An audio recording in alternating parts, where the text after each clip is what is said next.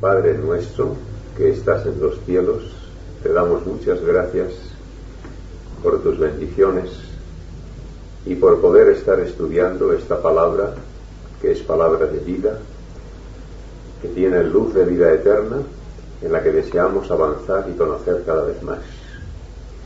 Te suplicamos tu bendición especial, tanto para Antón como para Mercedes y sus hijos, y que tú les ayudes en este hogar para ir adelante en tu camino. Que esta palabra sea en ellos esa potencia de vida eterna y salvación, y que nos acompañes en el estudio de hoy. Te lo pedimos en el nombre de Jesús. Amén. Bueno, pues hoy vamos a estudiar, dijimos, el tema del sueño de la estatua de Nabucodonosor.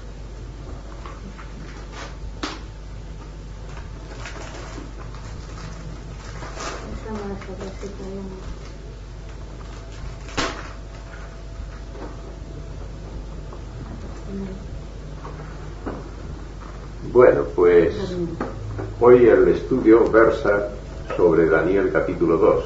No vamos a salir de ese capítulo.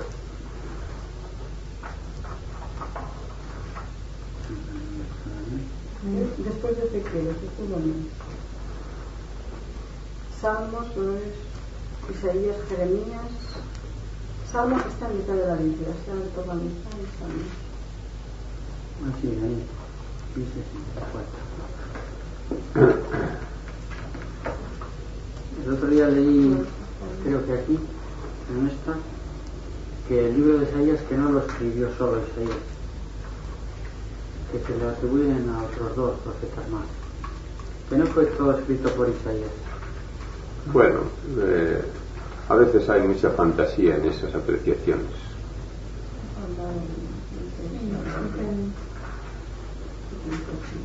Daniel capítulo 2, sí. Hoy todos vamos a leer el mismo capítulo. Bueno, pues puede empezar Antón leyendo el versículo 1 hasta el 12.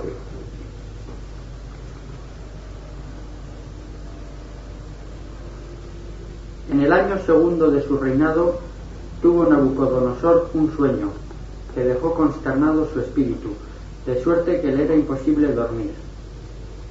Y mandó el rey convocar los adivinos y magos, y los hechiceros y los caldeos, para que explicaran al rey el sueño que había tenido.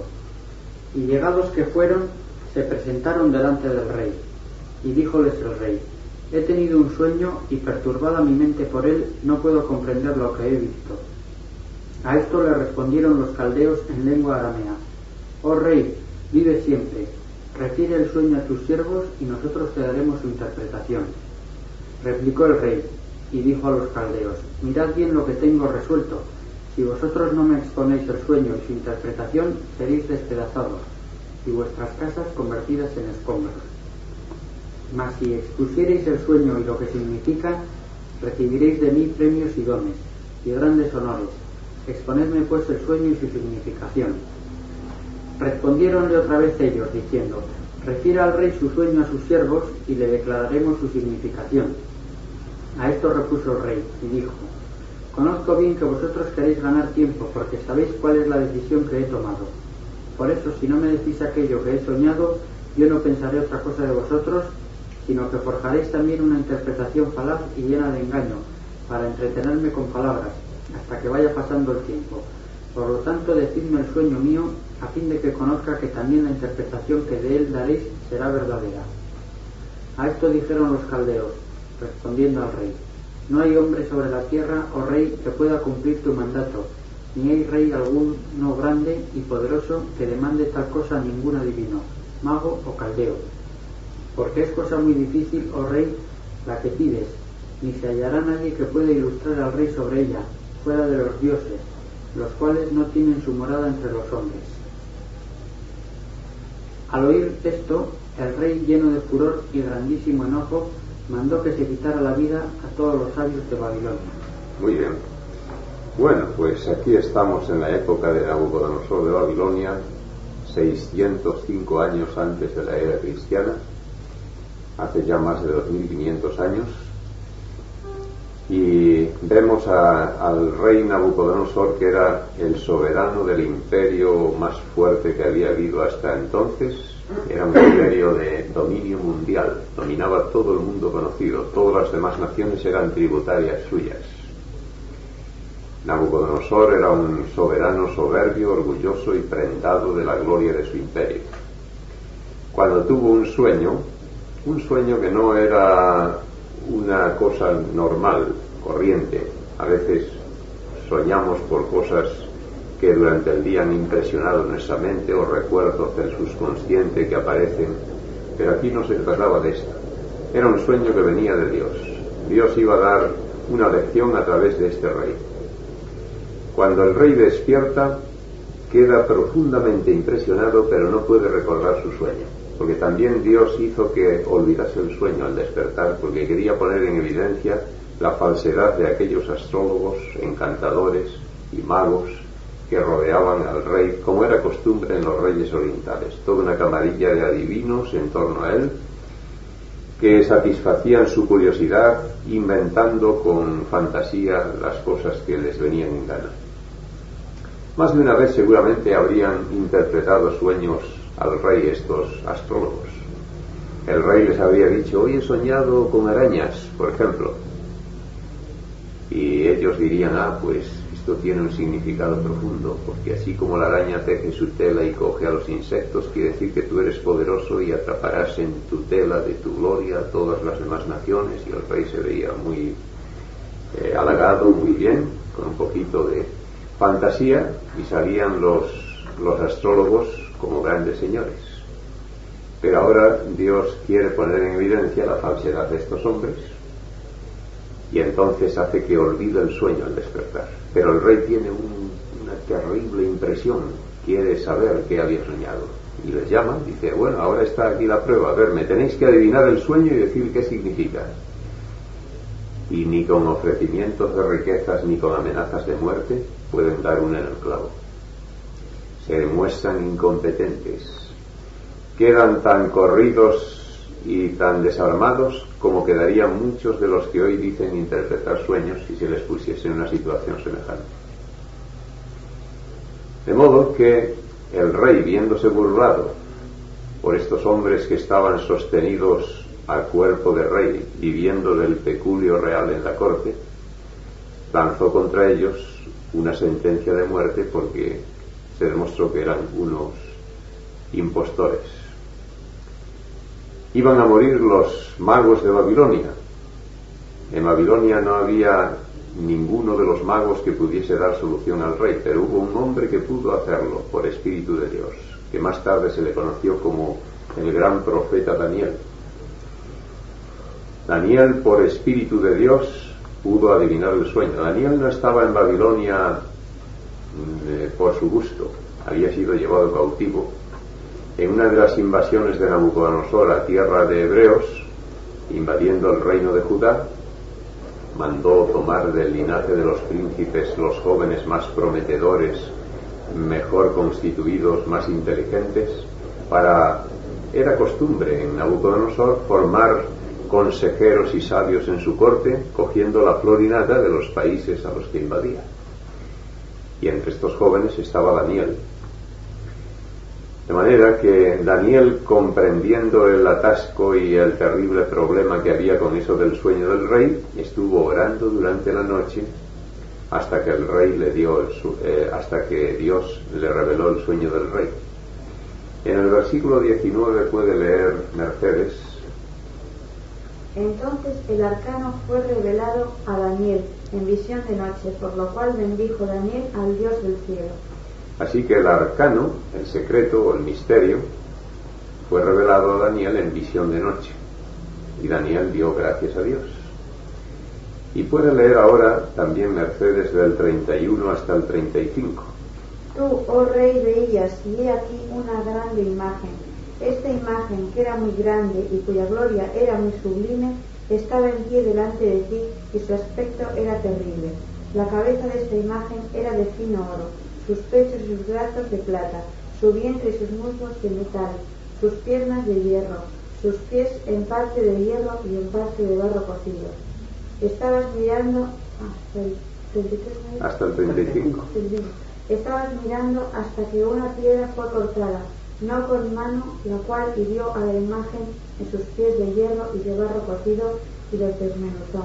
Entonces fue también desmenuzado el hierro, el barro cocido, el metal, la plata y el oro, y se tornaron como tamo de las eras del verano, y levantólos el viento, y nunca más se les halló lugar.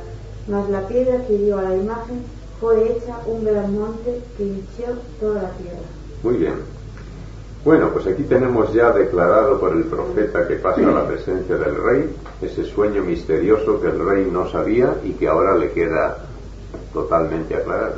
¿De metal qué significa? ¿De cobre? Bueno, metal podríamos decir lo que llamamos metal dorado, bronce, un latón o bronce o algo así parecido. Hay quien dice, algunas versiones bíblicas dicen bronce, otros latón. Sea bronce o latón viene a significar más o menos igual. Sí, un metal dorado. Oro, plata y bronce pueden decir siempre en este orden, ¿no? Sí. Bueno, la imagen que había visto en visión el rey y que aquí describe el profeta venía a tener esta estructura: oro, plata, metal, hierro y una mezcla de hierro y barro en los pies. Dice que estaba contemplando esta estatua, admirado por su imponente forma y tamaño, cuando vio venir una piedra que se estrelló contra los pies de la estatua y los desmenuzó. Y acto seguido fue desmenuzado el hierro, el metal, la plata y el oro. Y dice que fue reducido como a tamo de las eras del verano, polvo de paja. El viento lo hizo desaparecer. Y en cambio la piedra que había destruido la estatua empezó a crecer y a expansionarse más y más hasta ocupar el mundo entero. Podemos imaginar la satisfacción del rey Nabucodonosor a medida que el profeta empieza a darle la descripción y acude a su memoria con la descripción esta, se iluminan sus ojos y comprende con satisfacción que efectivamente este hombre le estaba adivinando el sueño. Y una vez que se lo ha adivinado, el rey tiene la seguridad, la garantía de que el hombre que ha tenido capacidad para adivinarlo tiene capacidad para interpretarlo. Y ahora vamos a leer sobre la interpretación, aquí se fuera en el 36 hasta el 44.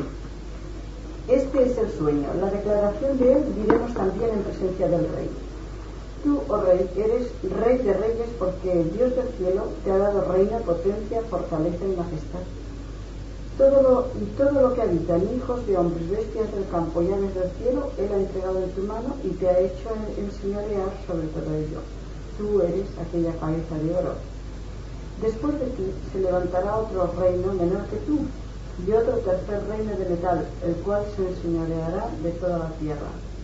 Y el reino cuarto será fuerte como hierro, y como el hierro desmenuza y doma todas las cosas, y como el hierro que quebranta todas estas cosas, desmenuzará y quebrantará. Y lo que viste de los pies y los dedos, en parte de barro cocido de alfarero y en parte de hierro, el reino será dividido, mas habrá en él algo de fortaleza de hierro, según que viste el hierro mezclado con el tiesto de barro. Y por ser los dedos de los pies en parte de hierro y en parte de barro cocido, en parte será el reino fuerte y en parte será frágil. Cuanto a aquello que viste el hierro mezclado con tiesto de barro, mezclaránse con simiente humana, mas no se pegarán el uno con el otro, como el hierro no se mezcla con el tiesto.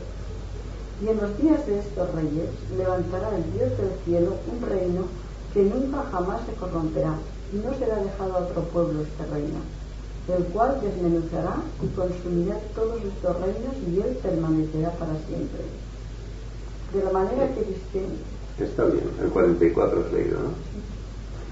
Bueno, pues aquí encontramos entonces que, según la descripción del profeta, cada uno de los metales de la estatua, y hay 1, 2, 3 y 4, formaría un imperio universal, son imperios sucesivos, de manera que se van sucediendo uno a otro en la historia. Imperios con dominio mundial, con hegemonía total sobre las demás naciones, cada uno en su tiempo. Hasta llegar al cuarto imperio, ya no hay más imperios universales, el cual dice que es sucedido por estos dedos de estos pies, mezcla de hierro y de barro. Y entonces aquí habla de los dedos de los pies, que son 10 entre los dos dedos, como 10 naciones en las que quedaría dividido el cuarto de los imperios. Quedaría dividido en 10 naciones, y en la historia de esas naciones vendría la piedra, que es símbolo del reino de Dios, que destruye a los reinos de este mundo para establecerse el reino eterno. Así que podemos decir así a grosso modo, resumiendo, que esta estatua, desde los días de Nabucodonosor de Babilonia, al cual Dios dice: tú eres aquella cabeza de oro, pasando por la historia de imperios y naciones, llega hasta el fin del mundo y el establecimiento del reino de Dios, que es la piedra que destruye a la estatua. Esto así podemos decir a grosso modo. Ahora vamos a ir al detalle. Puesto que hace ya más de 2500 años que fue dada esta profecía, tenemos ocasión de hacer una comparación histórico-profética. Comparar esta profecía con la historia y ver qué tal se cumplió. Empezamos por la primera parte. Tú eres aquella cabeza de oro. Hemos leído en el versículo 39, en el versículo 38, en la parte final. La cabeza de oro es el imperio babilónico. Está representado por el oro porque el oro es símbolo de fastuosidad, de riquezas, de brillante gloria, y fueron las características que destacaron en el imperio de Nabucodonosor. Nabucodonosor tenía un imperio con unas riquezas tan incalculables que aun cuando después, al cabo de los años, cayó bajo invasores extranjeros, se saciaron todos. La Biblia había dicho en un pasaje: sus saqueadores saldrán hartos. La invadieron los medopersas, salieron hartos. La invadieron después los griegos, salieron hartos. Alejandro Magno regaló onzas de oro a todos los soldados de sus ejércitos. La invadieron los romanos y salieron llenos de riquezas. La invadieron los árabes y todavía sacaron riquezas de allí. Parecía una mina inagotable. Está representado por la cabeza de oro. La ciudad capital de Babilonia, llamada Babilonia también, era una ciudad de forma cuadrada. Tenía 22 kilómetros de lado, 22 de ancha por 22 de larga. Era monumental, con una gran muralla de unos 92 metros de altura. Es una señora altura. Ustedes fíjense, 92 metros a 3 metros por piso sería como una casa de ¿cuántos pisos? De 30 pisos. Una casa de 30 pisos. ¿Cómo?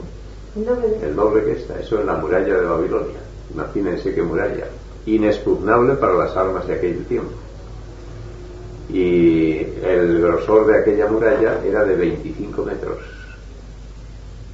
Una muralla de gruesa 25 metros. Tan gruesa que por la parte superior de la muralla había una autopista. Era una verdadera autopista. Los carros del ejército de Babilonia, carros de combate, se paseaban en parejas holgadamente por encima de la muralla. Había en cada lado de la muralla 50 grandes puertas de bronce, enormes puertas que cuando estaban abiertas daban acceso a otras tantas avenidas que cruzaban la ciudad de un lado al otro y se cortaban a escuadra con las avenidas de los lados contiguos, formando anchas y enormes manzanas de casas. Había dentro del recinto de Babilonia un segundo recinto de los palacios y templos reales, el templo de Belo de 350 metros de largo, los palacios de Nabucodonosor a ambos lados del río Éufrates que atravesaba la ciudad por medio. Los palacios aquellos estaban ornamentados con un derroche de piedras preciosas y de oro incalculable, columnas forradas en oro, techos en grandes salas que imitaban el cielo, techos forrados en bronce con incrustaciones de zafiros, piedras preciosas que imitaban las estrellas. ¿Y qué diremos de los jardines colgantes de Babilonia, mandados construir por Nabucodonosor? Eran unas terrazas donde se habían rellenado de tierra vegetal y cultivado los árboles, plantas y flores más ricos traídos de todo lugar del imperio, que se escalonaban en altura una terraza sobre otra, sustentadas por gigantescos arcos. Por debajo de esos arcos pasaban las anchas avenidas de Babilonia. Era un espectáculo indescriptible. Alcanzaban una altura tan grande esos jardines colgantes que, a pesar de que la muralla de Babilonia tenía la altura que hemos dicho, los viajeros que se aproximaban a la ciudad, desde kilómetros antes de llegar a ella, veían sobresalir los jardines colgantes, que parecía que hubiese enormes montes en el interior de la ciudad. No es extraño que Nabucodonosor, prendado de esta gloria y de estas riquezas, creyese que su imperio iba a ser interminable. Pero Dios se encargó de dar al traste con sus esperanzas cuando le dijo: después de ti se levantará otro reino menor que tú. Iba a ser sucedido en la hegemonía mundial. Iba a haber otro imperio que le iba a arrebatar esa hegemonía y iba a dominar al mundo. Y al cabo de unos años sucedió así. El año 605 a.C. había tenido este sueño Nabucodonosor. Y el año 539 a.C. cae el imperio babilónico bajo el ejército medo-persa. Las naciones de Media y de Persa, aliadas para la lucha, fueron arrebatando territorio a Babilonia hasta dejar cercada esa ciudad capital. Quedaron cercados los babilonios, y los medopersas, capitaneados por el general Ciro, montaban cerco en torno a esa muralla, pero no había medio de vencer esa muralla inexpugnable. Ciro era hábil y mandó realizar unas operaciones secretas para llegar a desviar el curso del río Éufrates, que atravesaba la ciudad por medio. Y cuando estuvo todo a punto, Ciro dio la orden y el río Éufrates fue desviado en el curso superior por encima de la ciudad hacia el lago Nitocris, en una noche especialmente estratégicamente escogida, la noche de la fiesta de la diosa Istar, que era la diosa más grande de los caldeos, de los habitantes de Babilonia.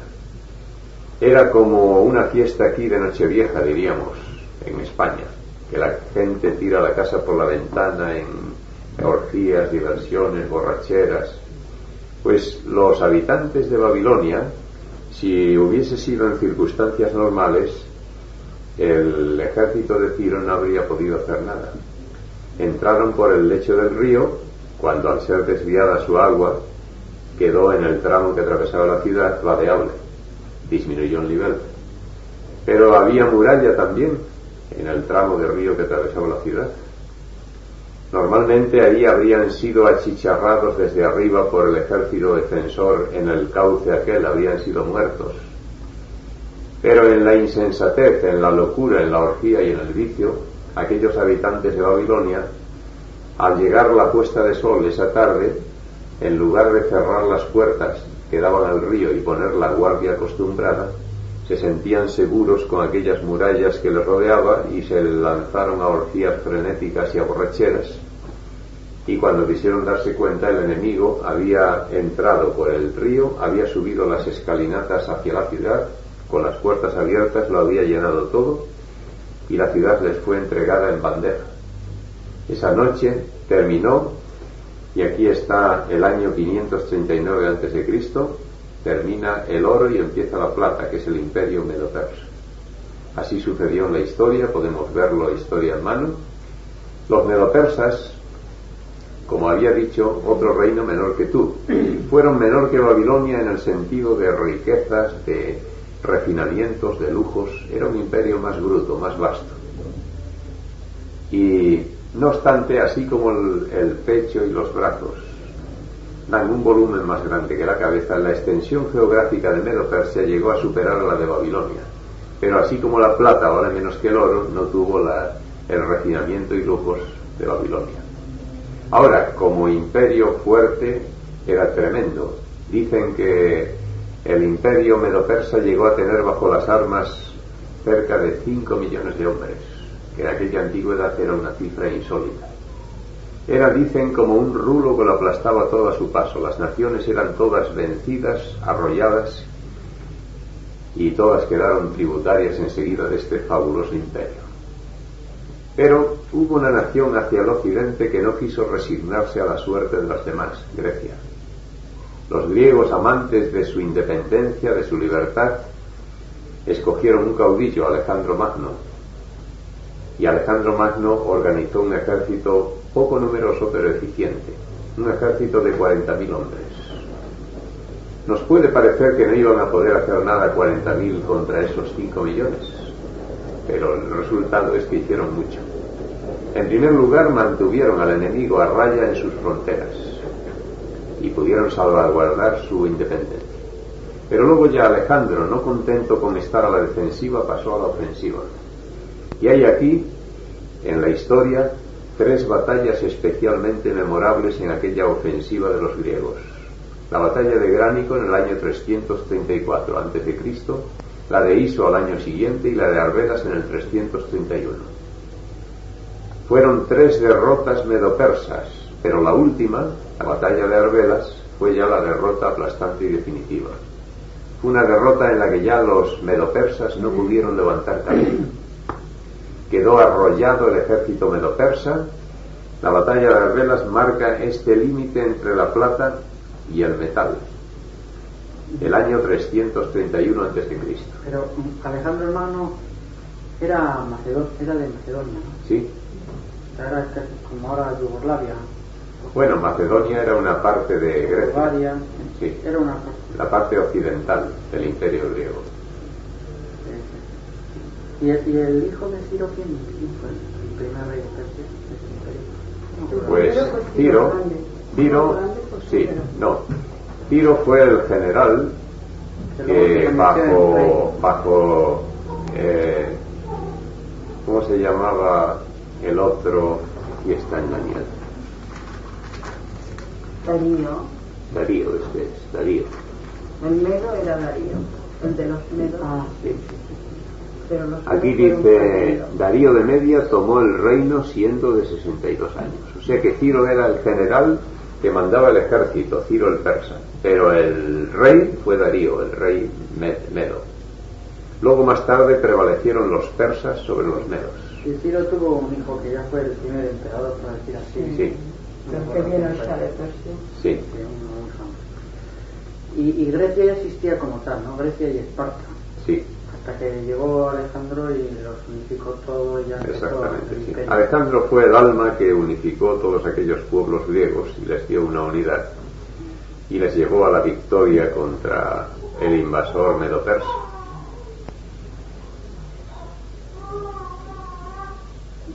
No, entonces, los de ahora.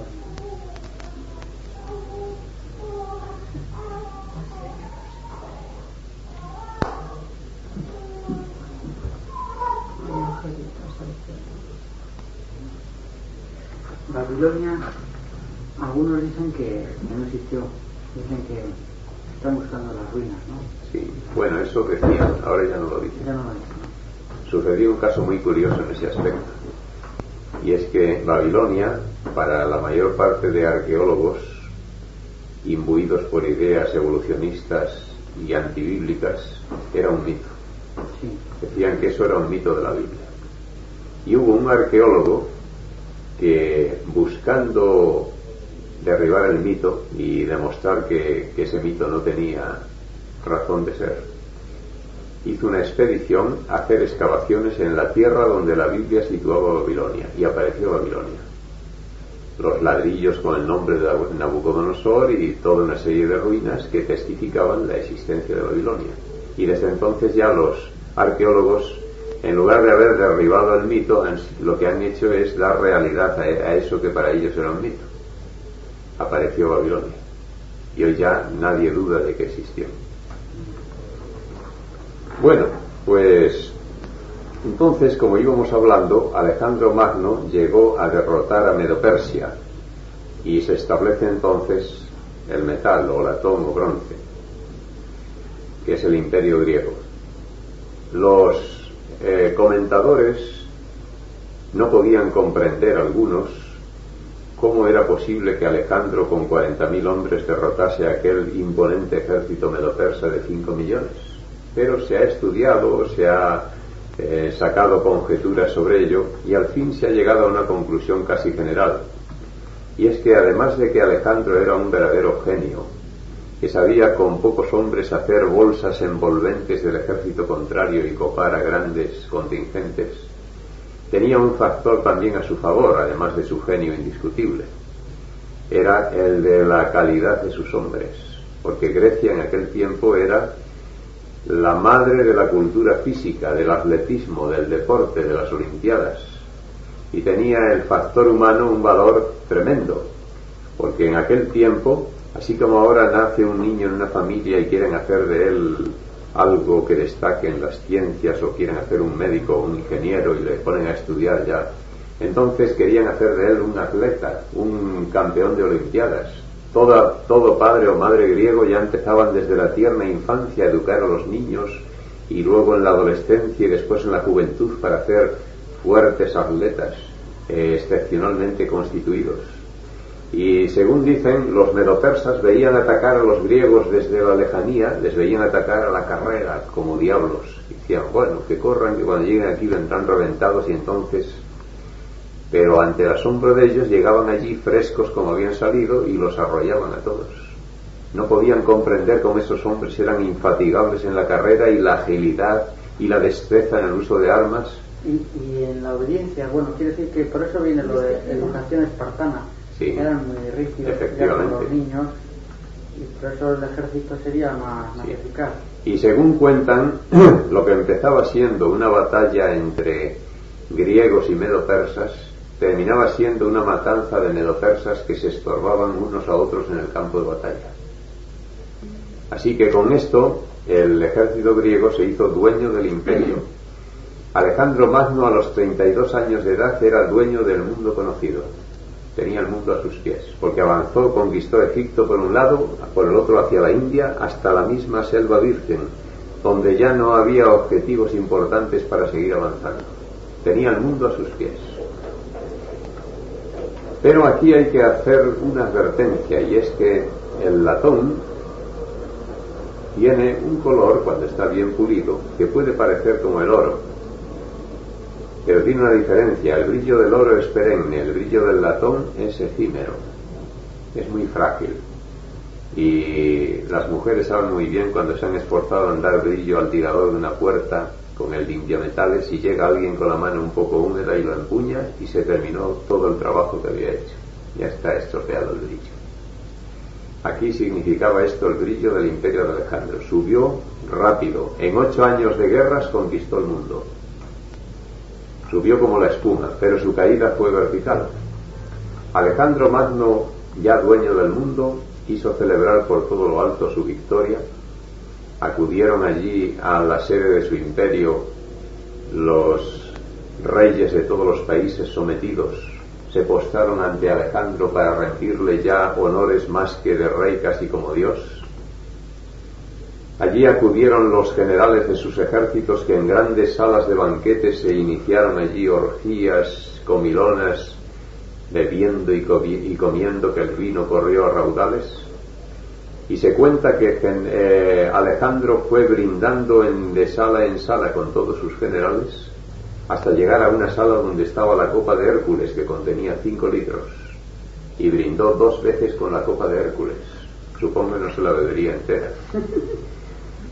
Pero este hombre, que había dominado al mundo, fue derrotado por sus propias pasiones, víctima de sus excesos en comidas, bebidas y otros vicios.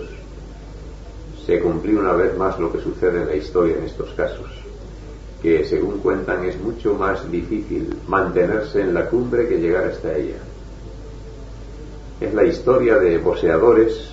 Usted, que practica el deporte, sabe muy bien que ha habido campeones del mundo de todos los pesos que han subido con gran pujanza a la corona mundial, y en unos pocos momentos la vida fácil, la dolce vita, al tener dólares frescos, les convierte en unos guiñapos. Subieron con esfuerzo, conquistaron los laureles, pero han caído verticalmente. Este boxeador Bonavena, que lo han matado ahí en una casa de prostitución, eso prueba muy a las claras a dónde llega el que pudo ser un día un ídolo de multitudes. Pues Alejandro Magno no fue una excepción en esto. Había dominado al mundo, pero no fue capaz de dominarse a sí mismo. Perdió esta batalla, que es la más difícil. Y contrajo una gravísima enfermedad por esos excesos. Estaba en el lecho de muerte. Antes de fallecer le rodeaban sus generales y le preguntaron: ¿quién te ha de suceder en el reino cuando tú mueras? Él dijo: el más fuerte. Y al morir Alejandro, cada uno se creyó el más fuerte. Y empezó allí un campeonato de copa, en lugar de con balones, con armas, para irse eliminando unos a otros. A los 15 años de morir Alejandro, no quedaba un superviviente de su familia. Habían asesinado a sus 2 esposas y a todo pariente más o menos cercano para evitar que nadie le pudiese suceder en el trono. Y a los 22 años de la muerte de Alejandro, en esa eliminación de generales llegaron a quedar solamente 4: Casandro, Lisímaco, Seleuco y Ptolomeo. En un equilibrio de fuerzas, una especie de pacto de no agresión, y quedó dividido el imperio en 4 partes. Casandro, que quedó con la parte occidental, Macedonia, el Lisímaco, que quedó hacia el norte, Seleuco con la parte del Asia oriental, y Ptolomeo con la parte sur. Exactamente. De esta manera quedó despedazado el imperio en 4 partes, quedó debilitado por esa larga serie de guerras, y esto lo aprovechó una nación que había hacia el occidente, Roma. Las legiones romanas se enfrentaron a las falanges macedónicas en la batalla de Pydna en el año 168 a.C. y los griegos fueron derrotados, y quedó por tanto abierto el camino al imperio para Roma. Y ya tenemos aquí entonces la batalla de Pydna, el límite entre el hierro y el metal. Termina el metal y empieza el hierro, y las piernas de hierro es Roma, dueña y señora del mundo. ¿Puede coincidir también con las armas que llevaban de bronce los griegos y ya los romanos introducieron? Exactamente, sí, es una observación muy adecuada. Precisamente tengo aquí un comentario que hace, bueno, ustedes han leído antes el versículo 40 que dice: el reino cuarto será fuerte como el hierro desmenuza y doma todas las cosas, y como el hierro quebranta todas estas cosas, desmenuzará y quebrantará. Fíjense los siglos que hace que esto fue escrito. El libro de Daniel fue terminado de escribir en el año 540 a.C., hasta que vinieron los romanos, y cómo se fue cumpliendo todo. Ahora tengo aquí una nota de un comentarista, el comentarista Gosen, que sin tener que ver con la profecía para nada, desde el punto de vista fríamente histórico, hablando de los romanos, Gosen dice lo siguiente: su gobierno era de hierro, inflexible, duro, aplastador, despiadado. Su valor era de hierro, cruel, sanguinario, indomable. Sus soldados eran de hierro. Jamás hubo pueblo tan terriblemente armado para los combates. Sus corazas, sus largos escudos, sus dardos, sus jabalinas, sus cortas y pesadas espadas de 2 filos, todas sus armas eran ingeniosamente terribles. Su disciplina era de hierro. Su yugo sobre los vencidos era de hierro, penoso, insoportable y sin embargo imposible de sacudir, inevitable. Sus corazones eran de hierro, jamás conocieron la compasión, hacían correr la sangre de los hombres como agua. Ustedes fíjense cómo identifica Gosen al imperio romano con el hierro, sin tener que ver para nada con la profecía, y cómo la profecía coincide exactamente habiendo sido escrita siglos antes. Y el cuarto reino será como el hierro. Exactamente. Bueno, pues aquí tenemos entonces las piernas de hierro de la estatua. Esto, una cosa, las falanges macedónicas fue un cuerpo de ejército que creó Alejandro Magno, sí, más ligero, más para penetrar, ¿no? Sí, exactamente. Porque las legiones eran ya más romanas, eran un gran cuerpo de ejército pesado. Efectivamente. Que iba arrollando. Sí. Era algo que lo arrollaba y lo aplastaba. Bueno, pues aquí tenemos en Roma las piernas de hierro. Ustedes observen aquí una cosa, y es que el hierro, de los metales que hay aquí en concurso, es el más pobre. Vale menos que cualquiera de estos otros, pero en cambio es el más fuerte. las piezas de maquinarias que tienen que aguantar pesos, esfuerzos, torsiones, etcétera, están hechas en hierro o en acero, que es una variedad del hierro. Y aquí indicaba la fortaleza que iba a tener el Imperio Romano y su duración mayor que la de otros imperios. Efectivamente, países que fueron parte del Imperio Romano, como ahora es España, conservan todavía carreteras, caminos, acueductos o puentes que vienen del Imperio Romano. En España las leyes, el Código Español viene del Código Romano. En el lenguaje, en costumbres, en leyes, en fin, han quedado como obras, podemos decir, hechas en hierro, han prevalecido a través de la historia más que de otras civilizaciones. Bueno, pues los ciudadanos de los, mejor dicho, los habitantes de los países sometidos bajo el yugo de Roma y los esclavos gemían, lloraban, se desesperaban, pensaban que esto era una maldición por los siglos de los siglos. Este imperio duró más que los anteriores y parecía que era una cosa que nadie podría descargarles de esta maldición. En el tiempo de la hegemonía romana había solamente en Roma 60 millones de esclavos en el Imperio Romano, hombres que no tenían derecho a su vida, que estaban a merced de cualquier capricho de sus señores. Pues bien, la profecía no por esto había dicho que iba a ser eterno, también había puesto un fin. Pero es curioso que el fin de Roma es ya distinto del de los otros imperios. Hasta aquí ha habido un ritmo. Aquí se rompe este ritmo. Por ejemplo, el ritmo es que a un imperio le sucede otro. A Babilonia, Medo-Persa, a Medo-Persia, Grecia, a Grecia, Roma. Ahora diríamos, pues siguiendo el ritmo, a Roma otro. ¿No? Dios ha dicho que hay 4 y nada más que 4. Y ahora, en lugar de decir que sería sucedido por otro imperio, dice, hemos leído en el versículo 41, lo que viste de los pies y los dedos en parte de barro cocido y en parte de hierro, el reino será dividido. Aquí ya no habla de ser sucedido por otro, sino de ser dividido. Y los dedos de los pies son 10. Quiere decir que sería dividido el Imperio Romano en 10 partes. Y así fue. Hacia el año 476 de la era cristiana, los bárbaros del norte, que habían estado sostenidos, sujetados en las defensas nórdicas del imperio, al entregarse los romanos a la Dolce Vita, al estar con tantas riquezas que los ciudadanos romanos ya no se preocupaban de trabajar, porque el César les traía las galeras de los países invadidos cargadas de trigo y de aceite y de todos los productos, y el ciudadano romano tenía derecho a vivir sin trabajar, a recibir pan y juegos. Entonces, como la ociosidad es la madre de todos los vicios, los ciudadanos romanos que habían sido fuertes y que habían combatido en el ejército con éxito, ahora ya no tenían valor para ir al ejército. Era sostenido el ejército por mercenarios extranjeros.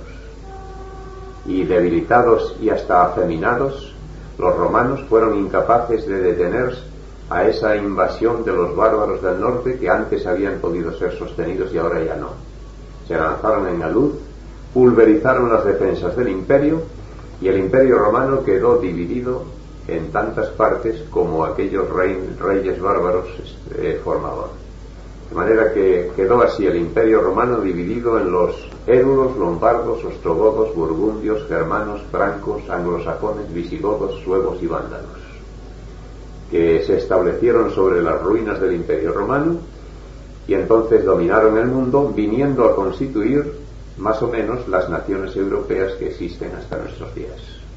Por ejemplo, érulos y lombardos es lo que llamaríamos Italia, los ostrogodos Austria y Yugoslavia, los burgundios Suiza, los germanos Alemania, francos Francia, anglosajones Inglaterra, visigodos España, suevos Galicia y parte de Portugal, vándalos sur de España y norte de África, de Vandalicia, país de los vándalos, quedó Andalucía después.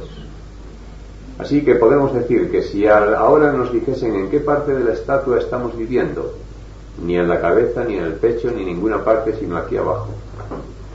España es uno de esos dedos, podríamos decir. Estamos en los dedos de los pies y no hay más estatua, es el fin del mundo. Todas las profecías confluyen siempre a lo mismo, a que estamos en el tiempo del fin.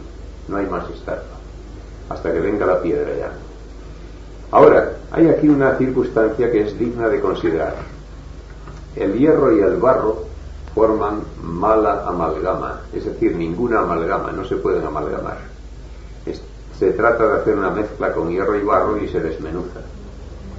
Aquí esta mezcla indica la fragilidad de toda unión que pretendan los hombres en esta época para volver a formar un imperio universal, aunque dice la Biblia que tratarían de llevarlo a cabo, pero fracasarían.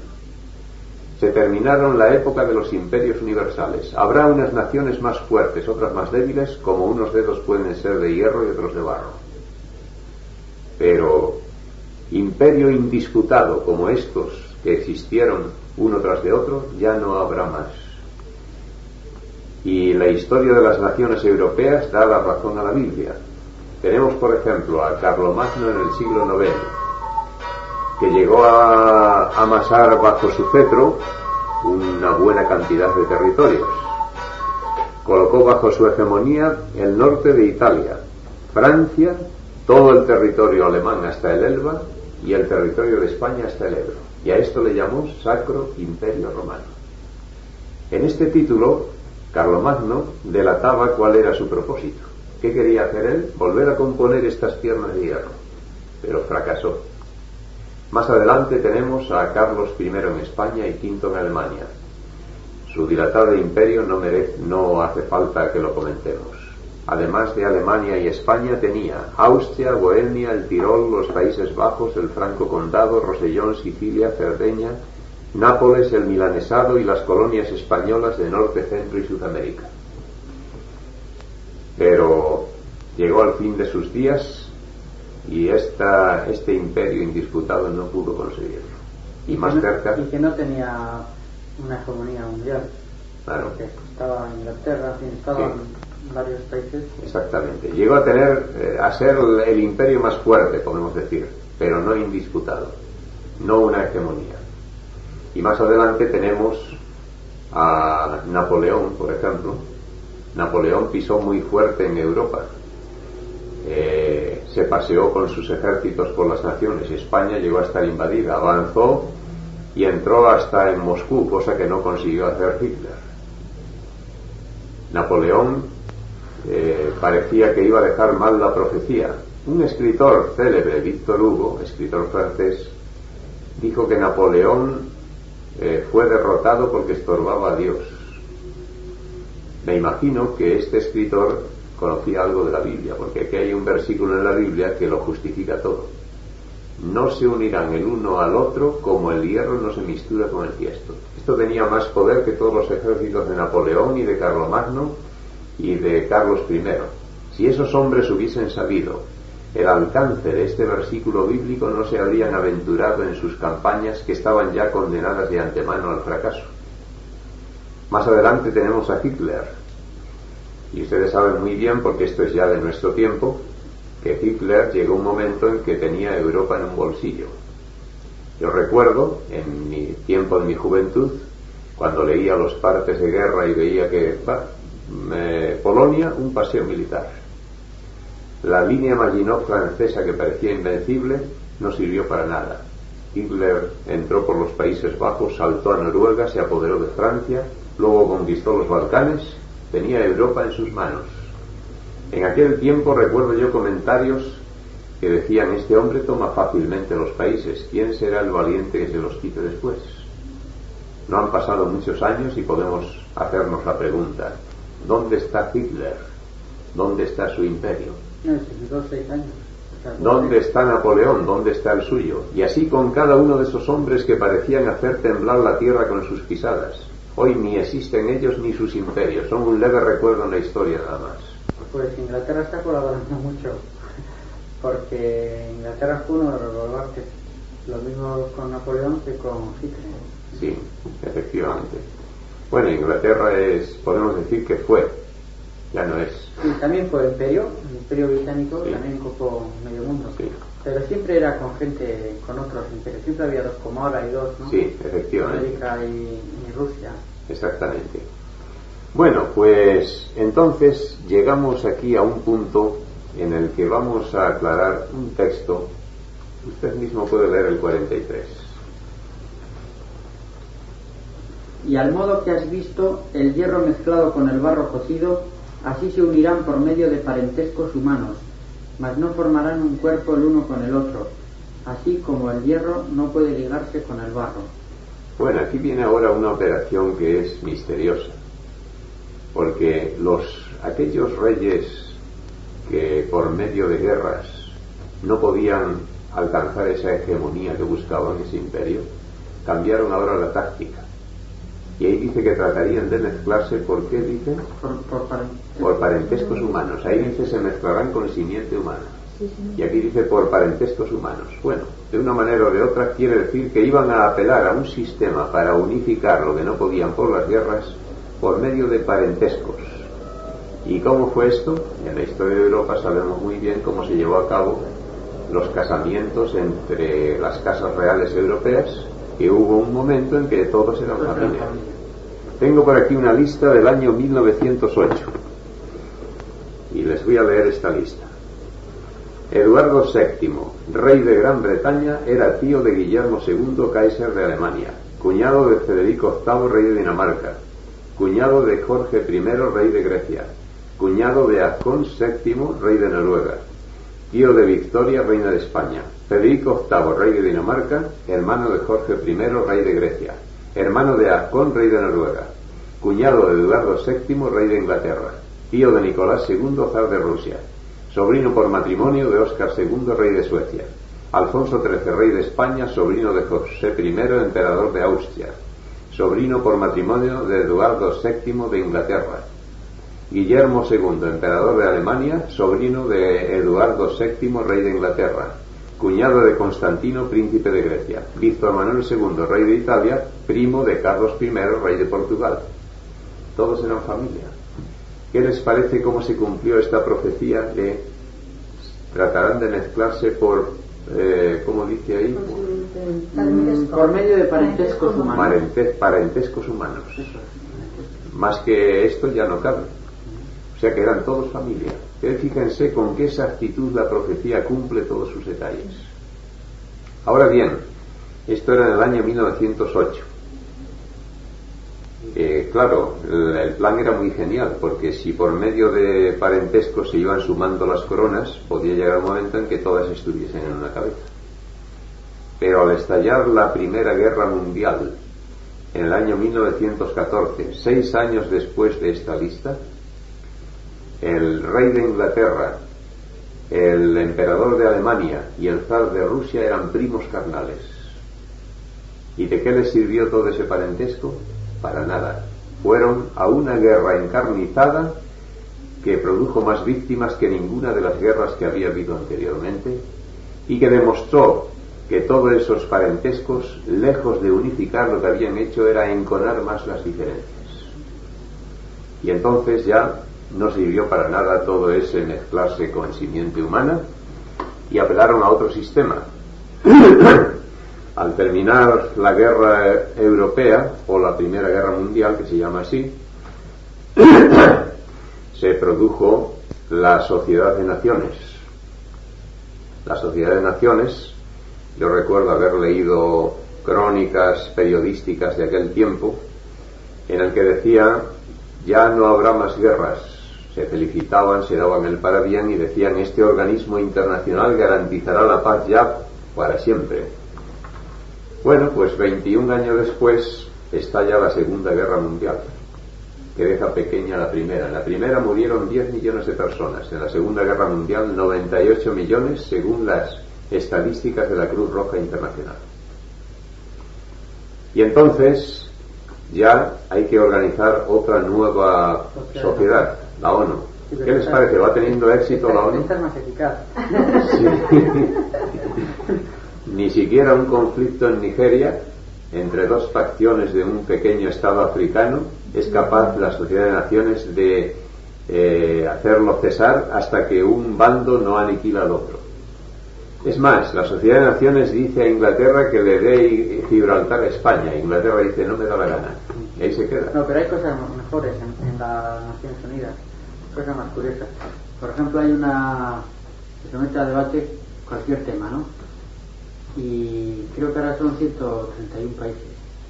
Pues van 130 y dicen, bueno, votamos blanco. y va uno de los 5, hay 5 que tienen veto, que tampoco se sabe por qué, porque si cada estado es independiente y son estados libres, por ser más fuerte o más poderoso, no tienen por qué ser distinto, ahí tenían que ser cada estado. Los que alcanzaron la victoria en la última guerra mundial. Sí, son los 5, son Estados Unidos, Rusia, Inglaterra, Francia y China, nacionalista antes, que ahora la han quitado y han metido a China comunista. A China de Mao. China no. Bueno, esos 5. Entonces, cualquiera de los otros dice, bueno, los 130 han dicho blanco, pero yo no digo ni blanco ni negro. Veto. Yo digo, esto lo veto, o sea, no se vota. Y queda en agua de borraja esto. Pues sí. Así que si en pequeños conflictos de tontería se muestra totalmente ineficaz, ¿qué sería en un conflicto de...? Aparte de más cosas. En la ONU, yo desde el año 56, que tenía yo 11 años y empecé a estudiar mi carrera a profesor mercantil, que estalló el conflicto de Inglaterra y Francia y Israel. Sí, cuando quisieron invadir el canal la de Suez. Época de Mr. Eden. Fue cuando nacionalizaron el canal de Suez.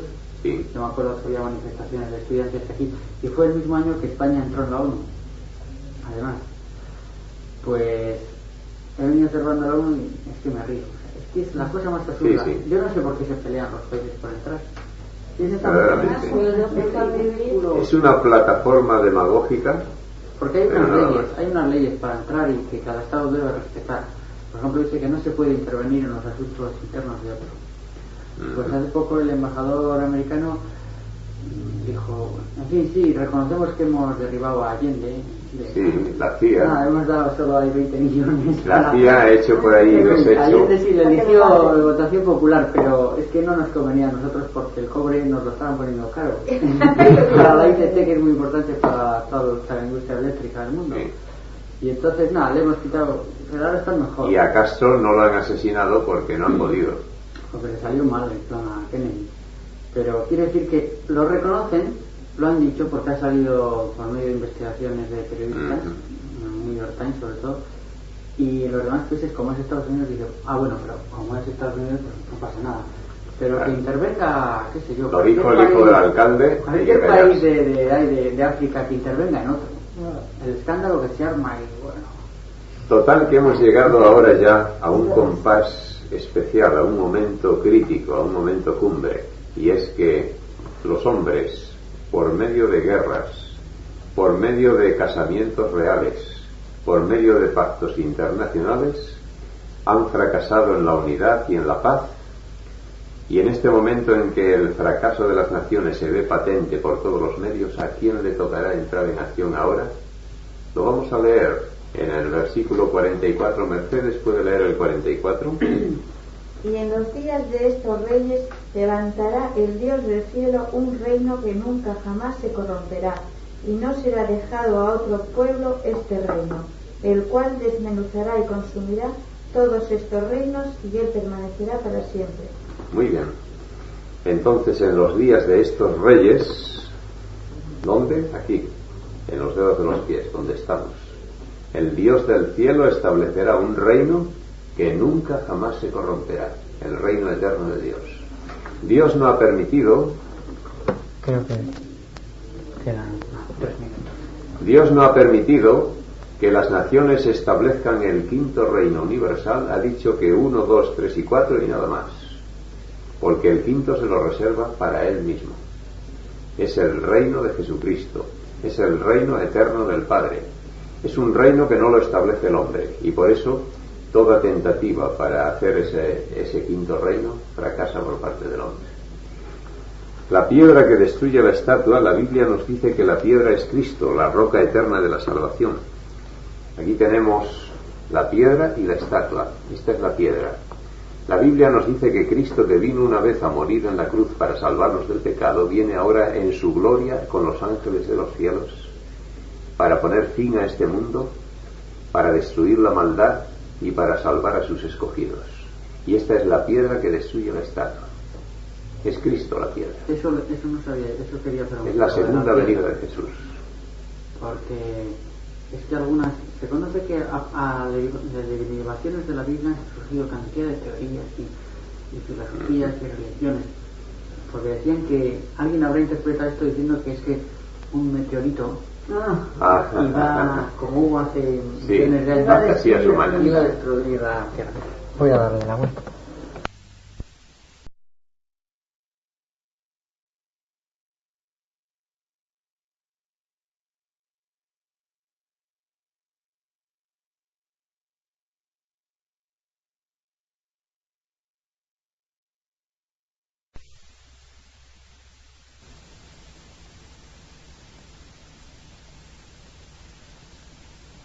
Aquí hemos llegado a este momento en el que estamos. Va a venir la piedra para destruir la estatua. Hay aquí dos elementos que destacan, la estatua y la piedra. Y ahora podemos pensar a cuál de ellos nos conviene identificarnos, a la estatua o la piedra. Creo que la elección no admite dudas. Cristo dijo, mi reino no es de este mundo. Con esta declaración, él dijo que él no pertenecía a la estatua. Mi reino no es de este mundo. Y si nosotros decimos de todo corazón con Jesús lo mismo, somos de Cristo, no somos del reino del mundo, y con Cristo cuando Él venga seremos salvos porque pertenecemos a la piedra, si nos identificamos con Cristo. Y aquí deducimos ya, finalizando, que la totalidad de los acontecimientos previstos en la profecía se han ido cumpliendo minuciosamente conforme a la Biblia, todos ellos, salvo el último, el que venga la piedra, es el único que falta por cumplir. Con historia en mano podemos ir comprobando detalles y todo se cumplió. Únicamente falta la piedra, pero como lo anterior se cumplió exactamente, tenemos la garantía total de que este último detalle se va a cumplir, y además que está a las puertas, porque otras profecías confluyen hacia el mismo resultado.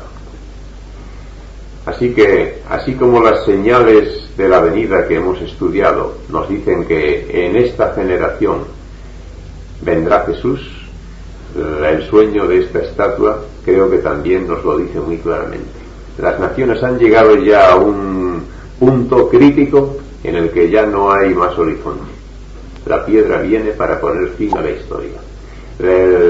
La autoridad se les escapa de las manos a los estadistas. La subversión, la violencia se adueña de las naciones. Ya no hay medio de... están en un callejón sin salida. Es la intervención divina la que va a poner fin a todo esto. Y de aquí deducimos ya una consecuencia final también, que el libro que ha sido capaz de describir la historia anticipándose a los siglos es el libro de Dios. Es el libro divinamente inspirado, es la Biblia. No hay nadie que pueda anticiparse a la historia como lo ha hecho la Biblia. ¿Por qué le representa por una piedra? No lo sabe, ¿no? Pues porque en la Biblia habla de Cristo como la roca eterna de los siglos a donde encontramos refugio. Por ejemplo, una persona que se esté ahogando en el mar y se agarra a una roca, se salva. La roca eterna de los siglos, Cristo, la roca de la salvación, se llama así en lugares bíblicos. La piedra que quisieron destruir los enemigos pero no lo consiguieron es una piedra de granito que resiste todas las tentativas, y así como el oleaje se estrella contra las rocas de granito y la roca prevalece, la Biblia presenta a las naciones del mundo como el mar. Ya lo hemos estudiado, me parece, que es como el mar en tempestad, y la roca que prevalece frente a esa tempestad es Cristo. Y si nos aferramos a Cristo, prevaleceremos frente a esa tempestad. ¿Y el monte? El monte es un símbolo de, por ejemplo, el monte de Sión significa el reino de Dios.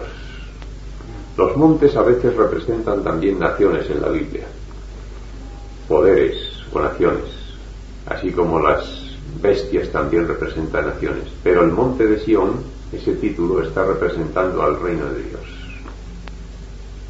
Por eso hay un texto en la Biblia que dice: ¿quién subirá al monte de Jehová y quién estará en el lugar de su santidad? Que es como un anhelo de querer llegar al reino. Bueno, entonces han comprendido ustedes el significado de la profecía y el alcance. Como ya habían leído. No habían tenido este estudio entonces.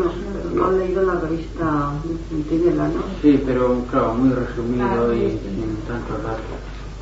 Pues tenemos que hacer un estudio también sobre la Biblia, porque veo que hay detalles que conviene, aunque vayamos un poco hacia atrás, conviene establecer las bases. Por esto que hemos comentado al principio de los rollos del Qumran. Sí, porque esto lo trato en este estudio. Es una de las partes, fin, no es mucho lo que me entretengo ahí, pero en fin, doy cierta referencia sobre este particular. ¿Y el próximo estudio sobre qué va a tratar? Pues el próximo estudio... Os había dicho que era sobre dos, Sí. la forma de pedir perdón. Bueno, el nuevo nacimiento tiene dos pasos, que es arrepentimiento y conversión. Este es el estudio que nos tocaba hacer hoy. Lo que pasa es que hemos vuelto atrás hacia aquí. El próximo puede ser hacer ese que toca, o puede ser también otro de los que quedan atrás, como es las escrituras. Como ustedes quieran. Podemos hacer uno de los dos. Bueno, pues igual dejamos este de las, o sea, hacemos el de las escrituras para dejarlo y seguir. Exactamente. Muy bien, me parece muy bien. Sí. Pues esto que decía de